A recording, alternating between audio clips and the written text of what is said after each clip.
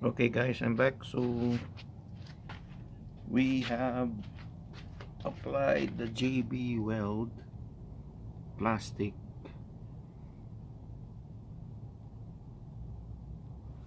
so this is the front rollover bulb. So I put a ample amount of the JB Weld plastic weld, so I guess this will be gonna be hard until 24 hours until tomorrow. We're gonna check again. Alright, so this is the front and this is the back.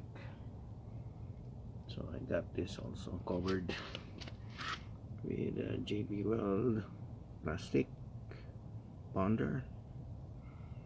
I'm gonna put the link in the description. Bought it from Amazon actually. So that's the entire fuel tank. I'm gonna get this going. I'm gonna bring this up once the fuel pump arrives.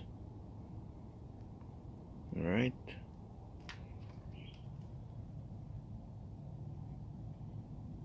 Okay, see you on the next video.